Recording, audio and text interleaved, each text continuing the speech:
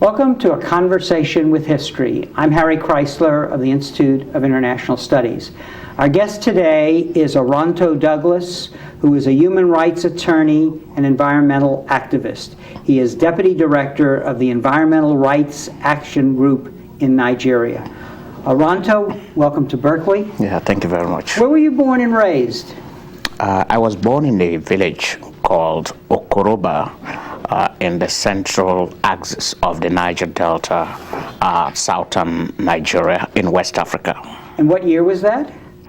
This was in 1966. Tell us a little about that area. The region where I come from, the Niger Delta, is a very beautiful place.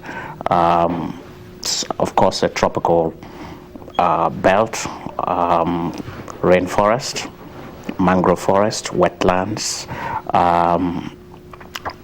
a beautiful, really beautiful place, cascading beaches, streams, lots of wildlife, the kind of things that make life tick, in terms of the unison between nature, humanity, and the totality of the environment. It's a beautiful place. I urge you to visit. It sounds quite appealing. And what was your growing up years spent a lot, in that environment? I mean, did you go fishing a lot with your father and so on? Yes, my father is a fisherman, and he taught me how to fish.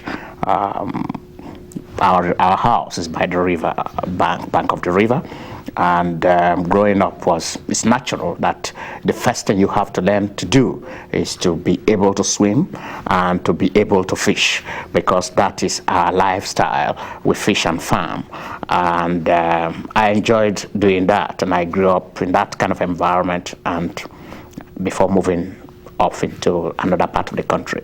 And you were born to the Ijaw people. Tell us a little about that group. I am from the Ijaw ethnic nationality, a very ancient ethnic nationality. It's believed by historians to be perhaps one of the oldest nations to inhabit that part of the world. The Ijaws are fishermen mostly, and farmers.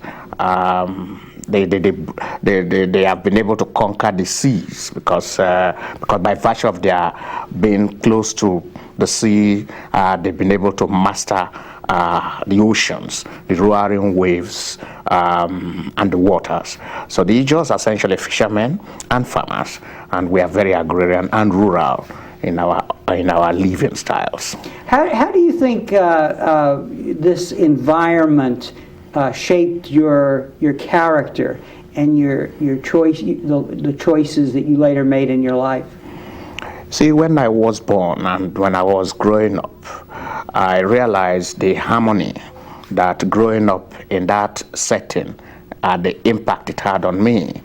I grew up not seeing gas flares, at least immediately around me. Mm-hmm. I noticed the fact that you can just walk to the bank of the river and get fish if you want, for your mother to be able to cook the next meal.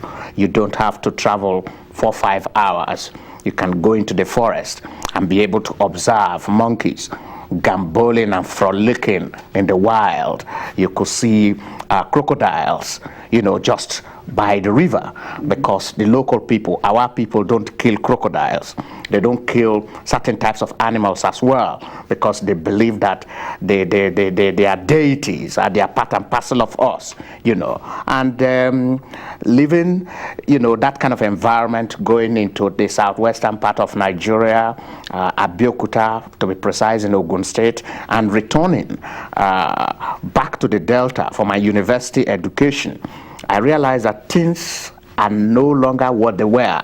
The river had been polluted, the forest desecrated. There had been a very violent assault on the totality of the ecology and where I came from. And I felt there was a need to stop that, to return back to our pristine, to that verdant tropicality that one was used to. So it really shaped one to be able to move beyond what I was before to the present. I see. Now, before we talk about what happened to that area, which is a key part of your story, let's talk a little about your parents.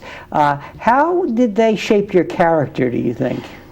My father happens to be, like I said, a fisherman. He's not one who wanted everything. He just wanted to live. He wanted us to go to school. He wanted us to love the environment where we come from, our culture, our tradition. My mom, on the other hand, was a traditional midwife, helping to deliver babies and children. She was one person who everybody knows. She was very active politically, at least community politics and the wider regional politics in terms of how we live. So I grew up in that kind of setting where you have a secured home, where your parents shape your perspective in life in terms of nature, your upbringing, and so on, before then leaving to go and live with my uncle in Abeokuta, southwestern Nigeria, who was a soldier. Mm-hmm. And did along the way, presumably you were getting educated in the schools and so on, ultimately a law degree and so on. Any mentors in the course of your education who also shaped your way of thinking about the world? Yes. When I was in the university, we read a lot about lawyers like Gani Fawehinmi in Nigeria, Olisa Agbakoba, also in Nigeria. Read about Nelson Mandela, another lawyer who was involved in political activism in South Africa, and other lawyers in other parts of the world who are taking on the issues that concerns the forward march of humanity. And this helped to be able to say, look, I am one is not alone. There are people who are out there who are concerned about changes, and there is that need then to bring a new perspective, perhaps, standing on a different platform, rather than just human rights, political work. They all dovetail, but I felt that the survival question was important here, the environment upon which we are living, our day-to-day lifestyle in terms of what we eat, where we go to, what are the other components of our life, the animals, the plants, the trees. These were also very important, and I felt I can also make a contribution along those lines. Now, you talked about going away and coming back, and the key here is that I think it was in the 60s, really, that the oil companies, Shell especially, came to this area. Let's talk a little about that, because on the one hand you have this rural, agrarian, pristine setting on the one hand, but on the other hand there were a lot of resources under the ground the different corporations wanted. Tell us about that, the oil capacity there and what the consequences were. Yes, I started getting feeling that things were not the same when my uncle, who I was living with in Abeokuta, who regularly traveled home, came back to report to us. And how far away was that? I think it's about 600 miles, okay. And kilometers. And you would be how old at this time? I was in my high school then. Okay. Yeah. He came back and was telling us about what was going on at home, that things were no longer the way I used to know, and that when I go back, it is possible that I may perhaps not recognize the community because I left while I was young, shortly after primary school. And he warned me about this. But what I saw when I came back was more dramatic than I could imagine. And this would have been what year? About what we year? Are talking here about 1987, okay. 86, 87. Okay. When I came back, Shell was everywhere. They had taken over the land. They had established kingdoms in all the whole areas that they operate. Chevron as well, Mobil, Exxon, Texaco, Conoco, all the big oil companies, you name them, they had taken possession of our land. And for Shell came to the Delta in 1937 and had to, after a few explorations, had to leave, return after the war, after the Second World War, and then struck oil in a community not too far from mine called Oloibiri in 1956. That was the beginning. The thunderous explosion of the bowels of planet Earth through the exploration or activities of Shell led to the realization that underneath was the black gold. And that community of Oloibiri, not too far away from my village, became a rallying point for the extraction of fossil fuel in my community, in the region where I come from. And the impact of that first strike was dramatic. You know, there was a huge spill, which according to the old men and women who witnessed that spill, you know, leveled every plant, every animal, took over the whole survival intricacies and mechanisms of nature, and rendered life impossible for months. And it took time. They never had cleanup mechanisms at that time. This was in the 50s, 56.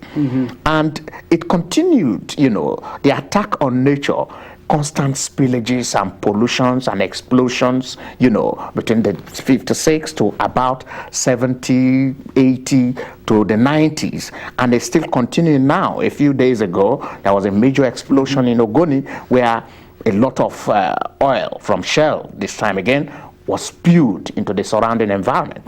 The impact of that, you know, is largely the impact on the local people. We are, like I said, a largely agrarian community.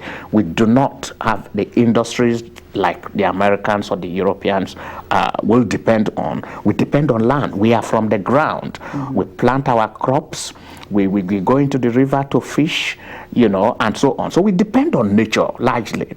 And when oil is now used as a mechanism to deny us of our survival strategies, it is absolutely unjust, and that is the war that is going on in the Niger Delta today. Now let's understand this for an American audience. And here in this country, we're aware of gas stations everywhere. The very companies that you name, there are gas stations everywhere. Here we're using the fuel to run our cars, run our way of life.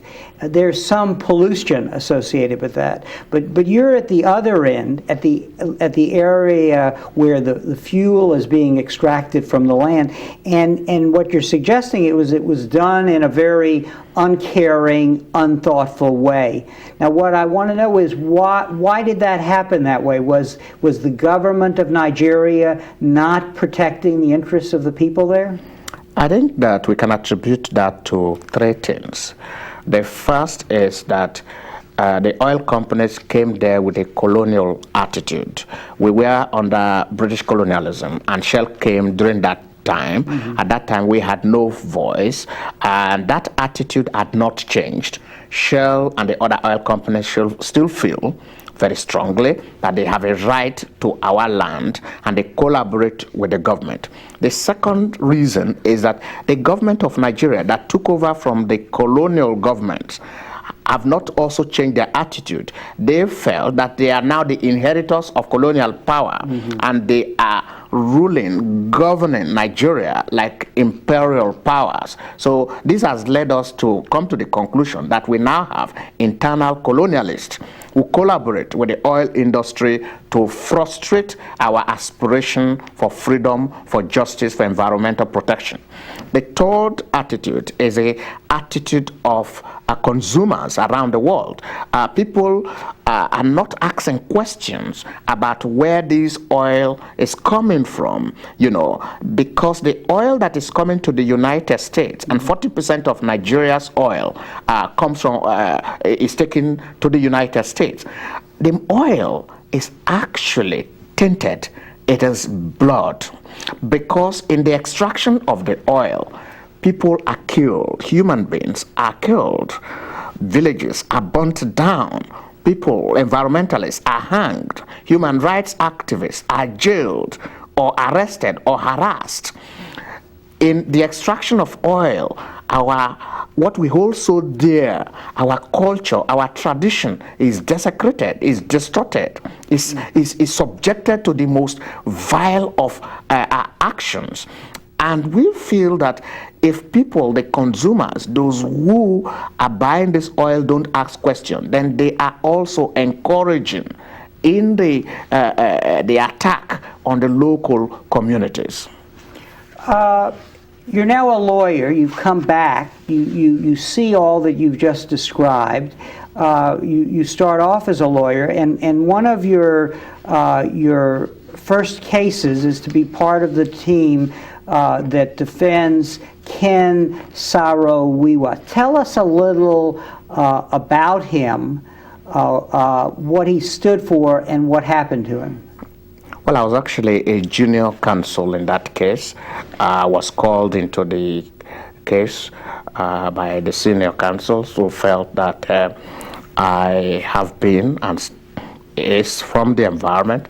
I knew Ken as far back as 1989 while I was a student union leader, and I had gone to see him in his office to profile him about on what he's been doing.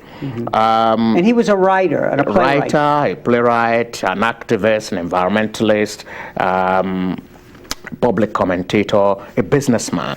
And I met him, and he said, he told us that, look, his vision is for the younger ones to be able to not to go through what he and those of them who are elders are going through, and that he is currently trying to design a program that will help to bring change. A year later, he set up the movement for the survival of the Ogoni people. That was in 1990, essentially aimed at mobilizing the Ogoni people. The Ogoni people are 500,000 people, a very small ethnic minority in the Niger Delta, who over the years have been marginalized like all other ethnic nationalities in the region. The Ijos, the Shakiris, the Robos, the Sokos, the Kweres, the Eshes, the Bibios, the Orons, the Eges, all these ethnic nationalities have been subjected to all sorts of discrimination and the exploitation of their land. And Ken Saro-Wiwa decided to change all that by first starting with the Ogoni people. But unfortunately, the government, the military dictatorship at that time, in collaboration with the oil industry, decided that he has to be stopped before he goes beyond Ogoni. And there was a kangaroo court set up. He was brought before that kangaroo military court. And charged with? Charged with murder. For a very fake charge, a charge that cannot be sustained in any court that is manned by persons of justice. And so he was charged, and we had to go there to defend him. Unfortunately, the military dictatorship had made up its mind. The oil company were convinced that the best way to resolve the Ogoni issue was to stop the leadership. And so Ken Saro-Wiwa, along with 8 others, were hanged on the 10th of November, 1995. And how did that verdict affect you and your movement? It actually triggered us into taking into cognizance that the struggle is not over, that in fact it is just beginning. It fired a lot of us to believe that we've got to do much more than we are doing now. We've got to internationalize the issue. We have got to reach out to people of conscience around the world. We have got to organize. We have got to mobilize. We have got to act in a way so that generation yet unborn do not have to come and face what we are facing now. And so it was a major trigger that helped us to realize that the battle for environmental protection, social justice, equity, and peaceful coexistence around the world, especially in our community in relationship with others, is a major one, and we've got to move on. Now let's talk about the pieces of that, and because clearly is it fair to say you're more of an activist and less of a lawyer now, or do you remain both? I will say I'm more of an environmental rights activist.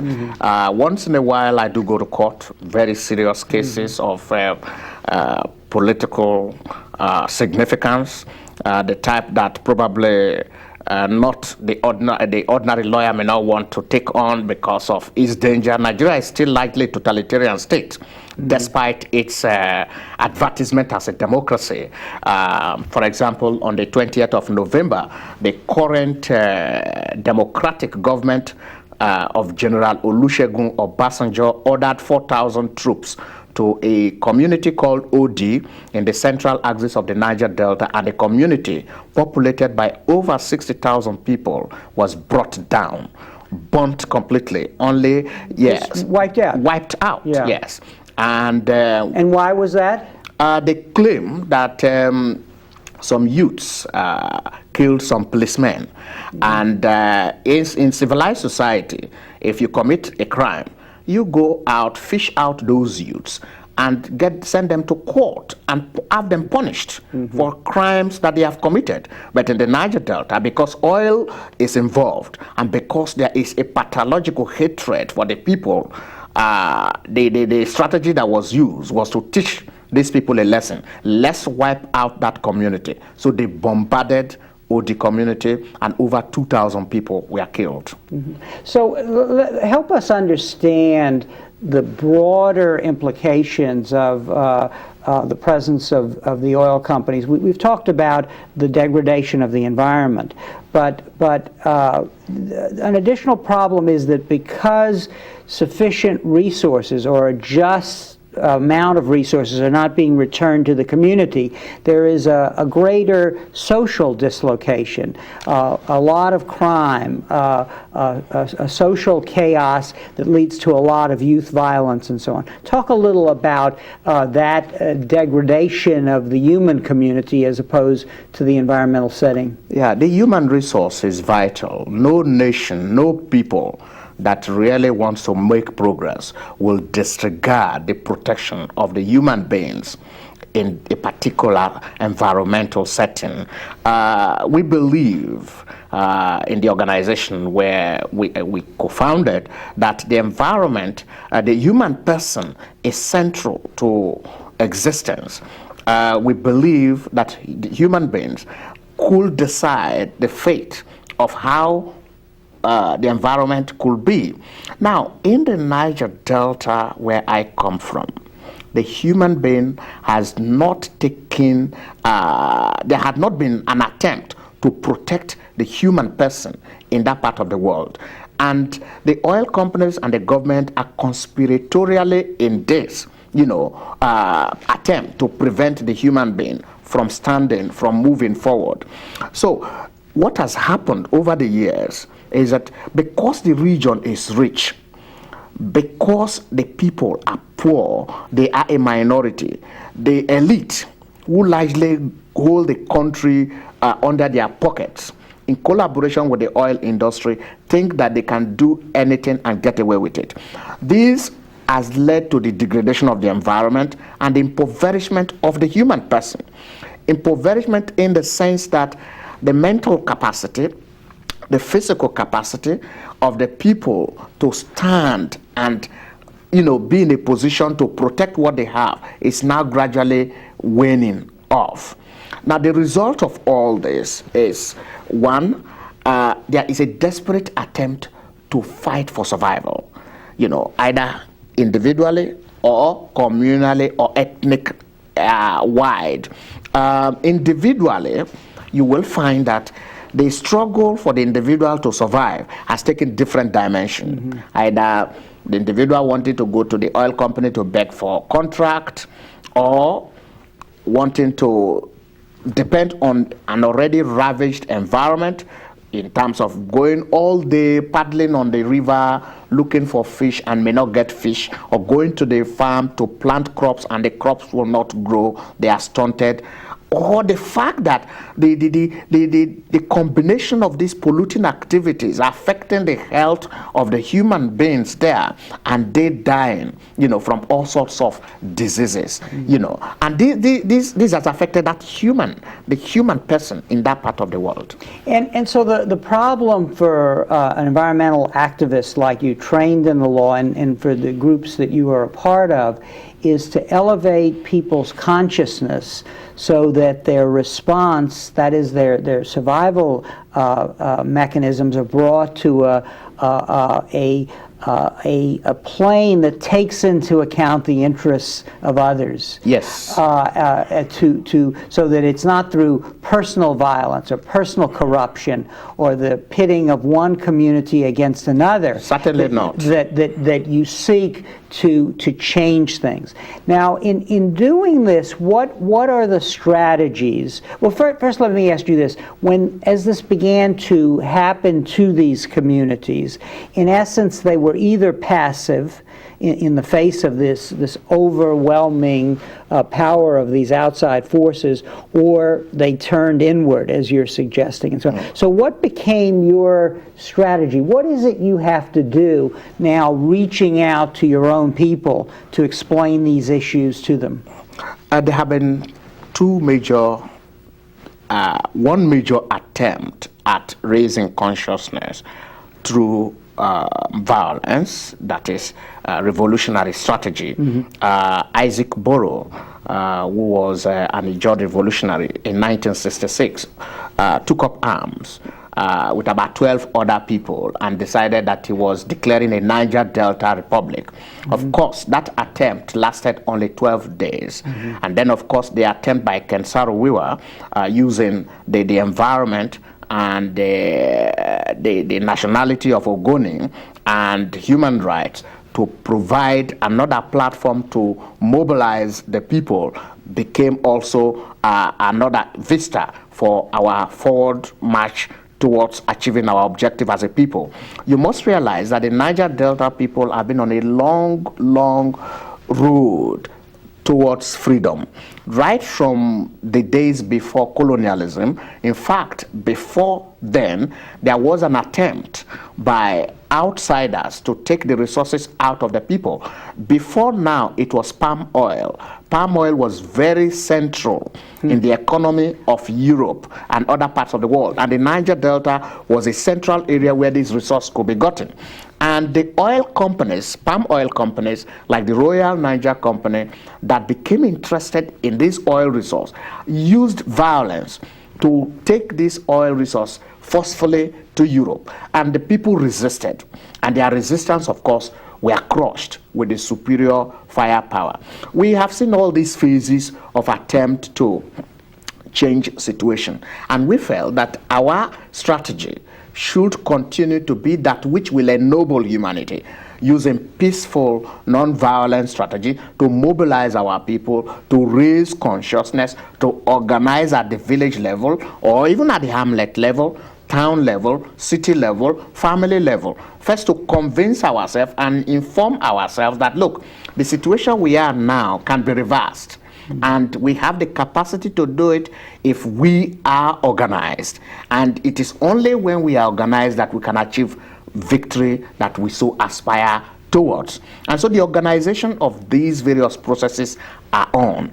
But as you must have read and have noticed, it rises up once in a while and goes down again, either because the oppressive mechanism that is being put in place at every point in time suppresses them, and because the people have designed strategies which are peaceful, which are ennobling, which the oil companies and the oppressive internal colonialists finds very abhorrent, and they push down to crush those, or we continue to remain hopeful that the rest of the world will wake up one day and say, look, there's injustice here, let us move in there and help these poor, voiceless, defenseless people.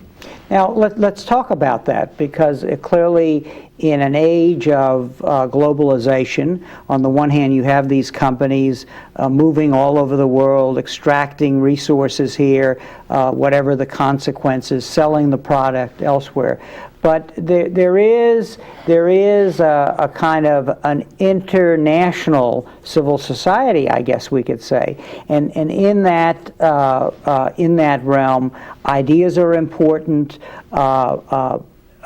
Non-governmental organizations are important. So what are the strategies for calling attention of this international civil society to this particular predicament? What then becomes important? The media?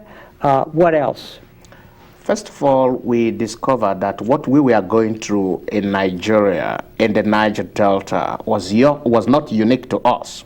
Mm-hmm. I have been in the state now for 2 weeks, and I have had the privilege or misfortune of visiting communities where oil companies, big industries, target their polluting activities on. I have visited Cancer Alley, the area where it's called Cancer Alley, Richmond, and here in California. California, Richmond here in California, and then up there in Louisiana. Mm-hmm. That whole belt from New Orleans right down to Baton Rouge and Aspen and the Diamond, Noco, and all those areas, you will find that pollution has been targeted on these people, and they are usually poor, voiceless, and defenseless. They are also in a minority. We are not alone, we realized. And because we are not alone, we also realize that there are people who are privileged by virtue of their not being in these polluting communities, but they have a conscience that they can speak out and stand for justice. And so we are making attempts at making linkages with these communities and people. The human rights group, local community groups, platforms, universities, social groups, and so on. These connections are being made with a view to building a common consensus so that we can globalize our resistance against injustice and oppression, whether in California or in the larger United States, whether in the Niger Delta or in the larger Nigeria and Africa, that we can build that consensus to stop these injustices. And the movement is on, and I'm very happy to say that we are making progress. There's an irony here, isn't it, that in a way the perception of the injustice, of the awful things that happen, occur in the local area. It's your knowledge of your own community that is the first step in understanding what's happened. But in a way, you're suggesting that ultimately effective action comes when all these communities whose environment has been degraded, where the human resources have been injured, it's only by linking them up in a communication network that traverses the globe that in other words you might get a political response. That is what we are saying. Yeah. The United States and its people have a central role to play in the resolution of the polluting nightmare that humanity is being presented and which we face today. The good news is that within the United States, there are good people. There are people of conscience. There are people who are willing to stand up and say no. We read beautiful things about what happened in Seattle when the youths of the United States stood up largely to say we are saying no to WTO. And then of course I was involved in the protest against the World Bank a few years later in 2000 April, and that too we noticed a large segment of youths from the United States and other parts of the world saying no to IMF, saying no to the World Bank and their policies against people who are poor, who are voiceless, who are defenseless. And this concordance of youths, this concordance of people of conscience, this concordance of communities that are affected will lead to a global union that will say we are tired of pollution, we are tired of environmental degradation, we are tired of policies that will affect humanity, we are tired of policies that does not ennoble humanity and provide an opportunity for humanity to reinvent itself for the years ahead. We are too short-term in our approach to survival question and to the future of human progress. Now, concretely, what, once this consciousness develops, concretely, what form do you think change will take? Will you see a situations where there is a learning process within the oil companies, so they will change their programs and their policies so that the extraction of the oil does not have the consequences that it does? Yes, I hope so. But I am very worried that their concern for profit is too preeminent, that hope could be lost. Their concern for power, their concern to grab whatever they can lay their hands on, provided it can produce dollars. These are concerns that may pitch them against the people, and eventually there could be a collision. And if that collision happens, people's power versus corporate power, if that collision happens, I can imagine the consequences, which could manifest in various forms. One, over the years, corporations have become adept at capturing power at governmental level, sponsoring people into places of power.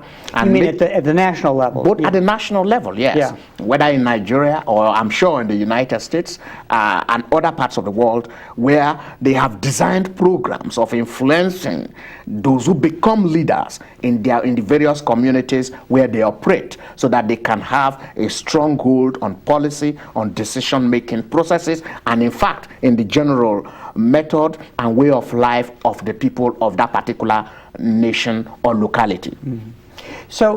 But might they over time initiate, and I think they are, claiming to initiate programs. Now, are those just co-option strategies to defang the opposition? They have a capacity of metamorphosing. They are like chameleons. They will change towards where the profit is. Mm-hmm. We are saying now that the oil industry is not sustainable. We are saying that the way and manner it is being carried out does not take into cognizance our future. Now, when the voice of reason prevails, when that massification of ideas towards the protection of the environment and human rights become holistic, I think that the oil companies will be on the defensive if they know they cannot win. Mm-hmm. And if that happens, they will then begin to reinvent themselves. They will begin to search for new means of becoming relevant. We must be on the lookout, though, that in their manifestation, in their chameleonic manifestation, they must not manifest to more monstrous apparitions that we may not be able to control. Mm-hmm. Now, what about the role of governments here? You suggested earlier that the government of Nigeria, after independence, in a way was perceived by you and your people as a colonizer. What do you see as a long-term solution for a place like Nigeria, made up of, I think, of 250 different peoples, actually, and in situations where some of them are located in resource-rich areas on the one hand, but areas where they are tied to the environment and don't want it destroyed. What does the political future look like for a place like Nigeria? We believe that discussion, debate and dialogue are key to the resolution of the issues in the Niger Delta and Nigeria. And we have suggested, and the debate is on, that there should be a sovereign national conference where these various ethnic nationalities can come together to discuss the relationship of the country, how we are going to relate with each other, what kind of federation we want. Right now, Nigeria is called a federation, but in reality, it's a unitary government. You know, the federal authority rules Nigeria with an iron fist. You know, it will not brook any opposition from any quarters. And so we need to change that. You know, we have to unite, and we believe that Nigeria should remain as a country if we can resolve the issues of that are being raised by the federating units. And we are saying that, one, we need to protect our culture, we need to protect our way of life, we need to protect the environment, we need to respect human rights, we need to make progress in terms of our aspiration to development. We need to provide clean water, we need to provide electricity, we need to provide food and medicine for the sick, and so on. And government is not interested in all these. And this is where the conflict is coming from. And we are saying that that can change. So we need to discuss. And in discussion, the issues we have raised must be analyzed. We have called and we are demanding for resource control. When we talk about resource control, we mean that we want to be in control of the air that we breathe. We don't want to breathe polluted air. We want to be in control of the forest and the land where the wildlife and the rainforest, you know, brings forth life. We want to protect the waters. We don't want those waters polluted. They are our vital resources. Oil and gas are temporary resource that could evaporate, that could go away over a given period. It is not a key issue, say, over 1,000 years, because we are going to be there for years. We've been there for more than 10, 20,000 years, as human memory can remember, and there is a possibility that we will remain there for more thousands and thousands of years. But oil is very temporary. When it's finished, it is finished. But the people, the land, the environment will remain.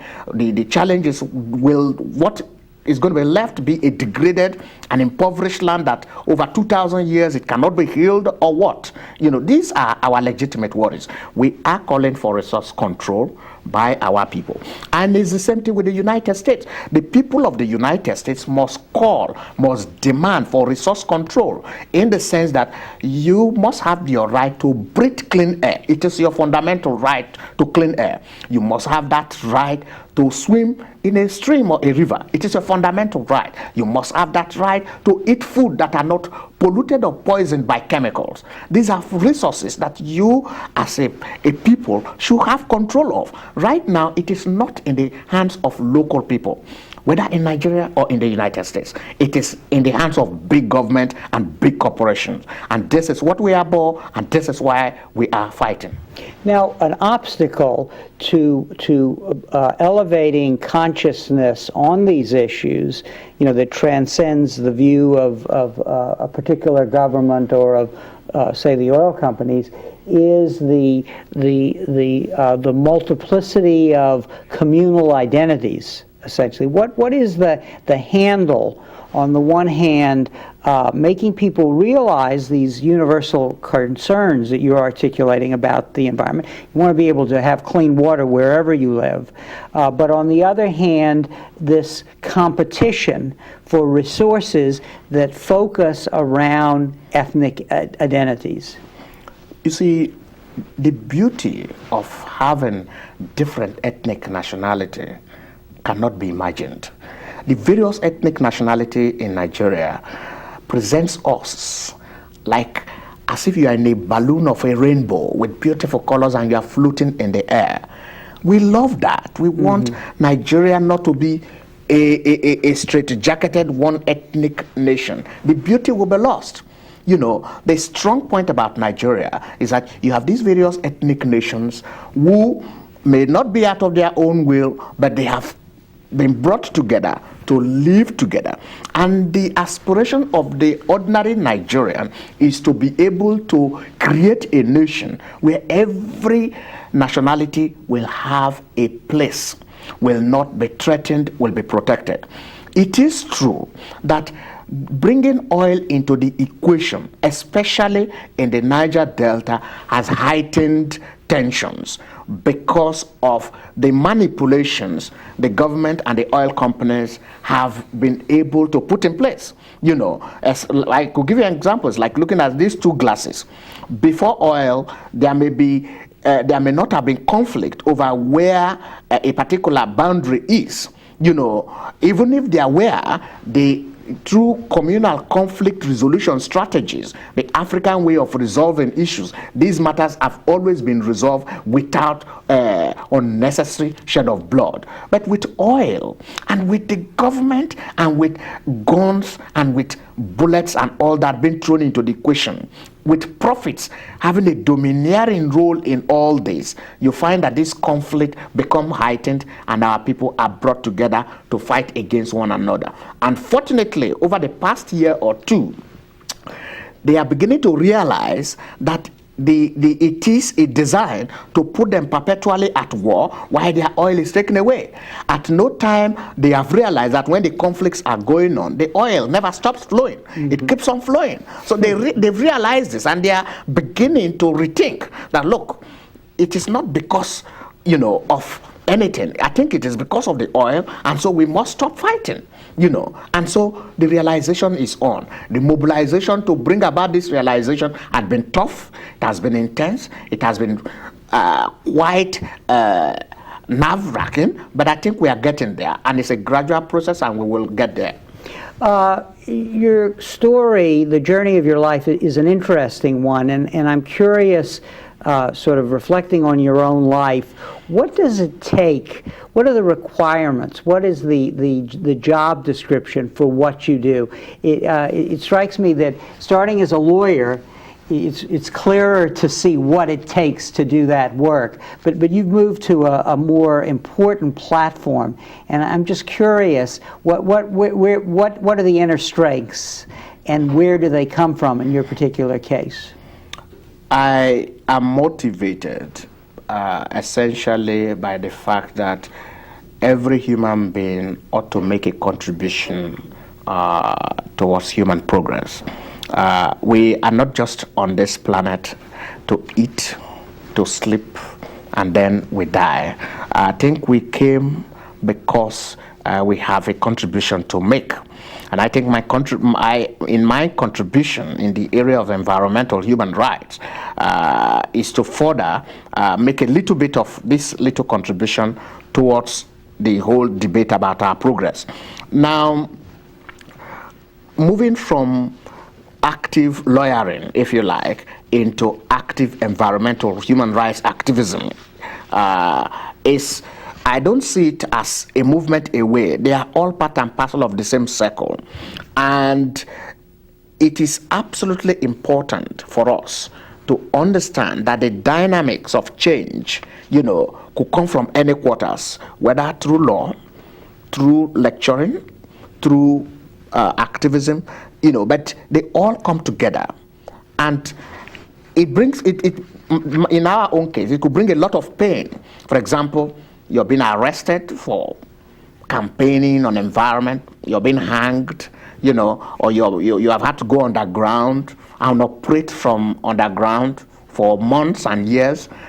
You've having to own more than one passport, for example, you know, so that you can be able to sneak out of a dictatorial setting as we had in Nigeria. You know, it comes with a lot of pain, a lot of frustration, a lot of discomfort.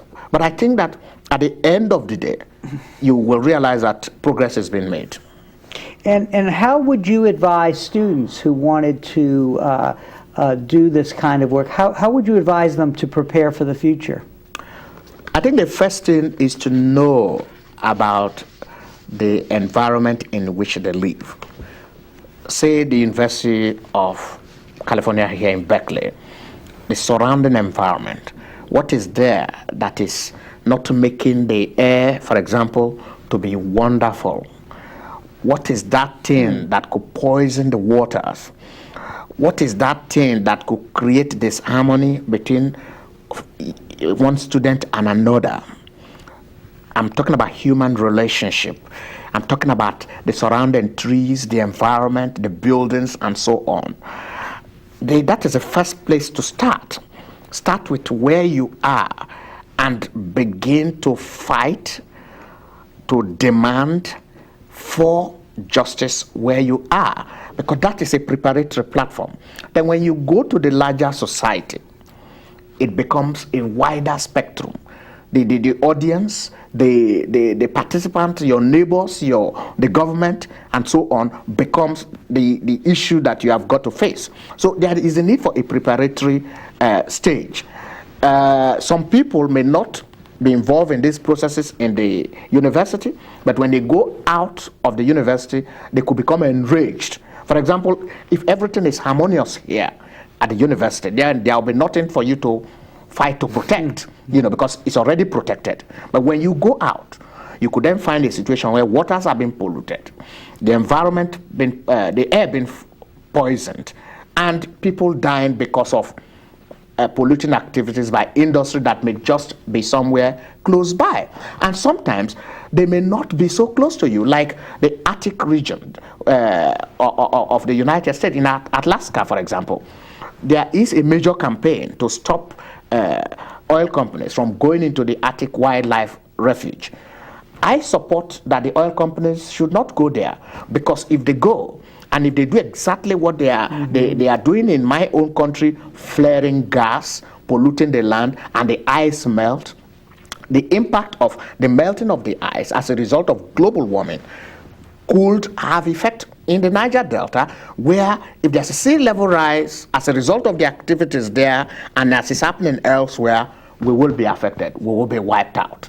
And the connections between what is happening here and what is happening in my country are so glaring. And so a student leaving university, or if that student is at the university now, he or she should realize that there are activities that could impact on him or her, whether they are in the university or outside the university. If the climate becomes warmer than this, or things become so bad, then it does not matter where that student is hiding. He or she will be affected. So, listening to your story and your journey, I'm struck by what internationalism really means. On the one hand, it means a respect, an understanding of different peoples and their cultures, to know the Ijaw people and what happened to them and so on with regard to the change in their environment. But on the other hand, a real sense of internationalism as interconnectedness, and that's what's happening to the environment in the Delta region is not unrelated to what's happening to the environment in Louisiana or in Richmond, California. Yes, there is no difference. The linkages is clear. We all live on one planet Earth. There is an attempt to create another living space somewhere in space. The first tourist went to space the other day, and maybe over the next 10, 20 years, a lot of people may decide to go and stay in space. But if humanity does not protect planet Earth, and he or she thinks they will escape to space, to escape from the polluting tendency here, then I think that we will just be going around in circle. Because when you get there, the same lifestyle, the same kind of activity, that same part of the planet, the universe that people are trying to escape to in the next 30, 100 years will become polluted. And it's like not in my backyard kind of situation. You see, we can pollute the Niger Delta, but don't pollute the United States. And if right now it's becoming clear that they are also polluting the United States in communities of color, African American communities, and so on and so forth, even communities where people who do not have the voice. So the connections are very, very important. We must make linkages, because the culprits are one and the same. Those that are interested in profit and in power, they are united, they are organized in polluting, in taking away these resources for themselves and not for everybody. And these are the challenges that we face. One final question, and requiring a short answer. I'm struck by your perceiving what had changed in your early life by knowing what you had before the oil companies came. And so I think it sounds to me that that's also important. That is to build on multiple identities, to compare one perception with another, to actually see what's wrong with the present situation and try to change it. Definitely. That is a major plank in which we can achieve our objective, the connections, the identification, if you like, and the relationship that will have on the overall objective. With that note, Oronto, I want to thank you very much for taking the time to be with us and talk to us about the evolution of your thinking and the course of your life's work. Thank you very much. Yeah, thank you very much. And thank you very much for joining us for this conversation with history.